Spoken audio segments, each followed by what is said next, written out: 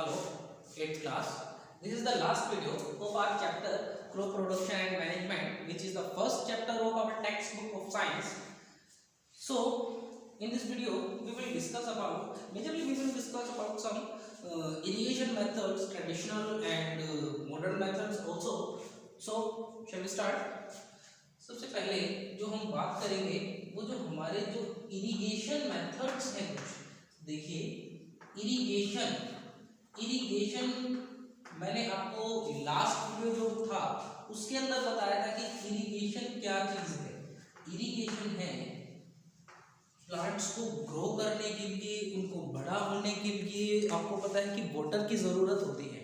अब वो वाटर उनको सप्लाई करना ही क्या था, हमारा इरिगेशन था। ये एक एग्रीकल्चरल हमारी प्रैक्टिस थी जो 4th नंबर पे जो आती थी हमारी। ओके, तो इरिगेशन सिस्टम्स हैं अलग अलग, ट्रेडिशनल अलग हैं, मॉडर्न अलग हैं। पुराने ज़माने में जो यूज़ होते थे वो अलग तरह के इरिगेशन सिस्टम थे कि कैसे पेड़ पौधों तक या अपने जो उनके जो फील्ड्स जो खेत जो होते थे उनके अंदर पानी पहुंचाया जाता था, वो तरीके अलग होते थे और आजकल जो तरीके हैं वो अलग है। आज खासतौर पर बात करेंगे हम जो मॉडर्न मीन्स ऑफ जो इरिगेशन है हमारे उनके बारे में, जैसे हमारा जो स्प्रिंकलर सिस्टम है खासतौर पर और जो ड्रिप इरिगेशन सिस्टम है उनके बारे में। तो सबसे पहले जो हमारे जो ट्रेडिशनल मेथड्स हैं उनके अंदर हम बात करें तो उनके अंदर सबसे पहले जो नाम आता है वो है आपकी एनसीईआरटी के अंदर मोट। अब ये मोट क्या चीज़ है, देखिए इसके अंदर एक चेन पुली सिस्टम होता है। जैसे आपने देखा होगा कि गांव में या और कहीं अगर आप गए हो तो वहां पे आपने देखा होगा कि पुराने ज़माने में, आजकल तो शायद ना भी मिले, पुराने ज़माने में वहाँ पे कुएं जो वेल्स होते थे, बिग वेल्स होते थे, वो मिलते थे वहाँ पे। अब वो जो वेल्स थे उनके अंदर से पानी को कैसे लिया जाता था, एक पुली सिस्टम होता था इस तरीके से। ओके, और वो जो पुली सिस्टम होता था उसके ऊपर एक चेन यू बंधी होती थी और यहाँ पे एक बकेट इस चेन से लटकी हुई होती थी। ठीक है, ये आपका वेल है।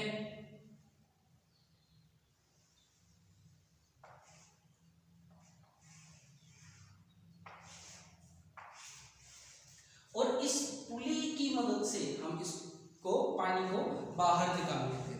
ठीक है, अब वो जो पानी को बाहर निकाल रहे हैं उस पानी को उस बकेट की मदद से ही उस फील्ड के अंदर वहां पे स्प्रेड कर दिया जाता था या स्प्रिंकल कर दिया जाता था। ओके, तो ये हमारा जो ट्रेडिशनल जो मेथड था इरिगेशन का वो था हमारा मोट। एक ऐसे ही एक और मेथड था, उस मेथड को हम लोग जानते हैं रोहट के नाम से।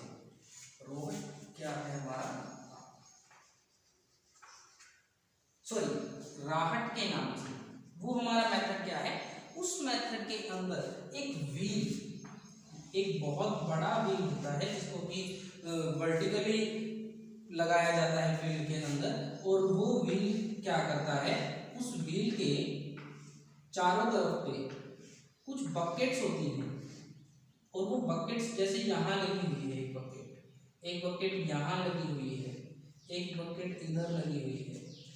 तो जैसे ही पानी यहाँ से, अगर नीचे पानी है यहाँ पे किसी रिवर में या किसी कैनाल में या किसी भी ड्रेन के अंदर, तो यहाँ से वो पानी को कलेक्ट करेगा ये जो ब्लेड या ये जो बकेट जो है, और उसको दूसरी और कहीं भी दूसरी जगह पे हम उसको वहाँ से पहुँचा सकते हैं प्लांट्स तक। ओके, खासतौर पर अगर देखा जाए तो ये व्हील क्योंकि बहुत बड़ा होता था, बहुत भारी होता था, तो इसको जो ऑक्सिस जो होते थे या जो बुल्स होते थे उनकी मदद से इसको प्रोटेक्ट किया जाता था।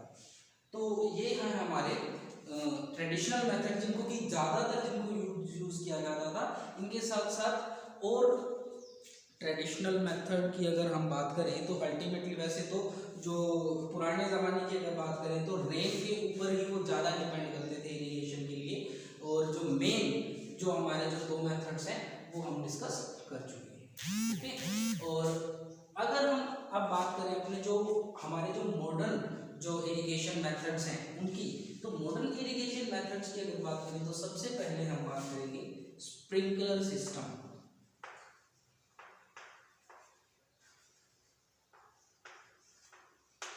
ये जो हमारा स्प्रिंकलर सिस्टम है ये क्या करता है, ये सबसे पहली चीज तो बहुत कम पानी यूज करता है और उस बहुत कम पानी से जितनी प्रोडक्शन आप ज़्यादा पानी यूज करके दूसरे मेथड से जितनी आप प्रोडक्शन कर रहे थे फील्ड के अंदर, ये कम पानी से उतनी ही प्रोडक्शन कर सकता है। क्यों? क्योंकि ये जो वेस्टेज ऑफ वाटर है उसको एकदम अवॉइड करता है। साथ ही एक हमारा ऐसा एक और सिस्टम है ड्रिप इरिगेशन सिस्टम।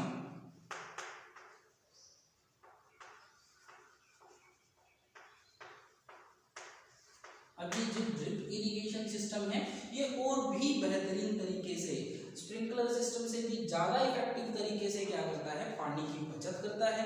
और कम पानी के अंदर, क्योंकि आपको पता है कि पानी की कितनी कमी हमारे यहाँ पे होती जा रही है लगातार, तो कम पानी की मदद से भी वो एक अच्छी प्रोडक्शन फील्ड के अंदर वो दे सकता है। तो होते क्या है ये दो सिस्टम, अभी हम इनके बारे में पढ़ लेते हैं। स्प्रिंकलर सिस्टम में क्या होता है, देखिए स्प्रिंकलर सिस्टम में एक पाइपलाइन, एक अगर मैं यहाँ पे ड्रॉ करने की कोशिश करूँ तो एक पाइपलाइन की हम बात करेंगे। ये मेन इनपुट है, कहीं से किसी ड्रेन से, किसी अंडरग्राउंड सोर्स से, कहीं से भी मेन इनपुट है। और ये हम मान लेते हैं ये हमारा फील्ड है। तो इस फील्ड के अंदर अगर मैं बात करूँ तो अलग अलग थोड़ी थोड़ी दूर पे यहाँ पे प्लांट्स लगे हुए हैं। और वो जो प्लांट्स जो लगे हुए हैं उन प्लांट्स तक पानी कैसे पहुँचाया जाए, उन प्लांट्स तक पानी पहुँचाया जाएगा पाइपलाइन से। तो यहाँ से छोटी छोटी पाइप्स निकलेंगी, ओके।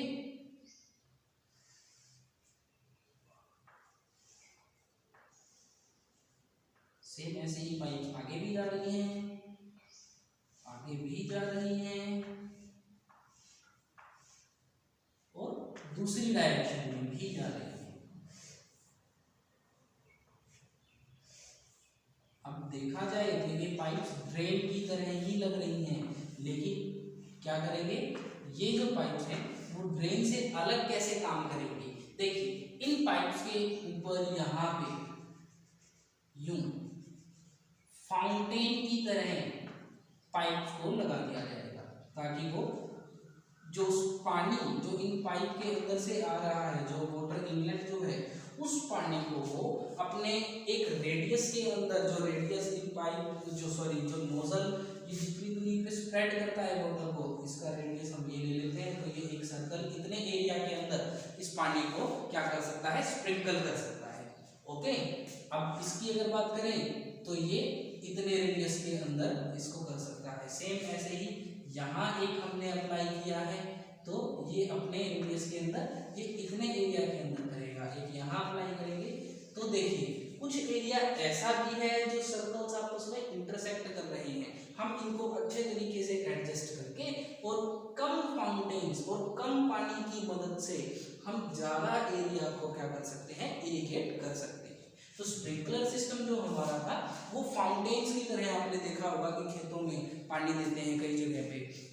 हमारे अगर यहाँ लोकल एरिया की अगर हरियाणा की बात करें तो ये जो रोहतक जो डिस्ट्रिक्ट है वहाँ पे देखने को आपको नहीं मिलेगा। क्यों? क्योंकि यहाँ पे कैनाल्स की जो सर्विस है, जो कैनाल्स के अंदर जो पानी आता है इरिगेशन के लिए, एक तो वो बहुत अच्छा है और दूसरा यहाँ पे जो लोग हैं वो ज़्यादातर जो अंडरग्राउंड वाटर है उसके ऊपर डिपेंड करते हैं। ये आपको देखने के लिए कहाँ मिलेगा, थोड़ा सा जो डेजर्टिक एरिया है, हरियाणा से आप राजस्थान की साइड अगर जा रहे हैं तो वहाँ पे आपको देखने के लिए ये मिल सकता है। क्यों? क्योंकि वहाँ पे पानी की कमी होती है, उन्हें कम पानी में ही अपनी फसल उगानी पड़ती है, इसलिए आप उनको वहाँ देख सकते हैं, ओके। नाउ अब हम बात करेंगे ड्रिप इरिगेशन सिस्टम की। ड्रिप इरिगेशन सिस्टम इससे और ज़्यादा इफेक्टिव कैसे है, देखिए ड्रिप इरिगेशन सिस्टम मान लेते हैं ये हमारा फील्ड है जिसके अंदर ड्रिप इरिगेशन सिस्टम हमको अप्लाई करना है। इसका इंस्टॉलेशन मैं मान सकता हूँ थोड़ा सा कॉस्टली पड़ सकता है, क्योंकि अगर ट्रेडिशनल मेथड देखें तो उसके अंदर तो फील्ड के अंदर ही ड्रेन बना दी जाती है जिसके अंदर कोई खास इंस्टॉलेशन चार्जेस नहीं आते। लेकिन इसको इंस्टॉल करने के लिए हमें जो ये पाइपलाइंस हैं, जो नोजल्स हैं, वो सारी चीज़, जो पंप सेट जो आता है, वो सारी चीज़ें चाहिए।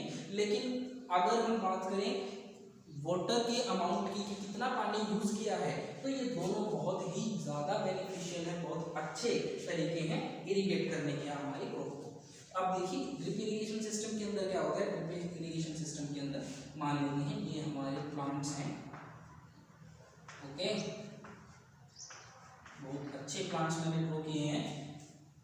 तो ये जो हमारे प्लांट्स हैं, हम क्या करेंगे, यहाँ से एक ये मेन पाइपलाइन है मान लेते हैं हमारी वाटर की, इसके अंदर से एक पाइपलाइन यहाँ तक जाएगी, सभी प्लांट्स तक बिल्कुल हर पाइपलाइन जो जाएगी वो इन सभी प्लांट्स तक जाएगी।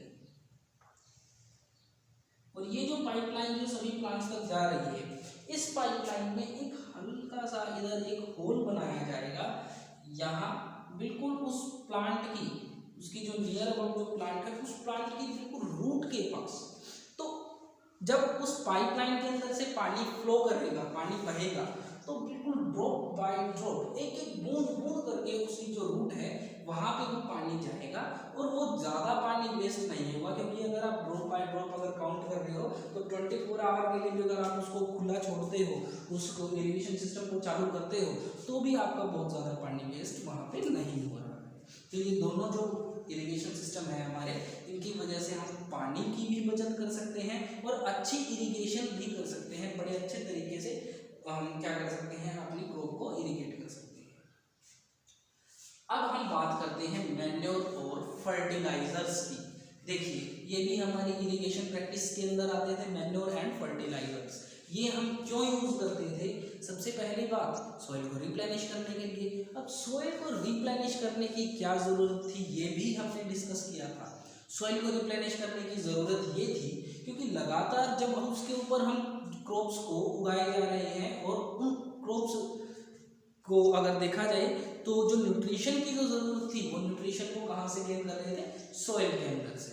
तो सॉइल के अंदर न्यूट्रिशन की कहीं ना कहीं कमी हो जाती है।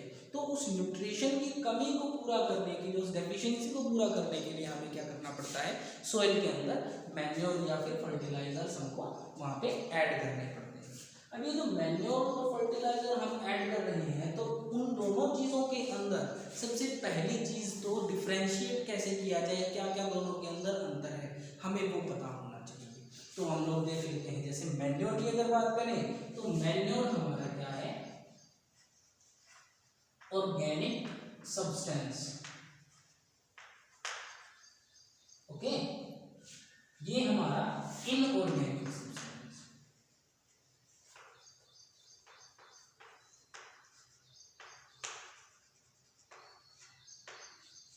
ठीक है।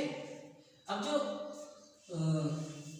हमारा जो मैन्योर है उसको हम कर सकते हैं फील्ड के अंदर भी तैयार। तो प्रिपेयर इन फील्ड्स, जिससे कि क्या होगा, हमारा जो ट्रांसपोर्टेशन चार्जेस है और बाकी और सारी चीज़ें हैं, टाइम जो हमारा है वो बच जाता है। लेकिन जो फर्टिलाइजर्स हैं उनको आप सिर्फ जो फैक्ट्रीज हैं वहाँ पे तैयार कर सकते हैं या फिर लैब्स के अंदर तैयार कर सकते हैं।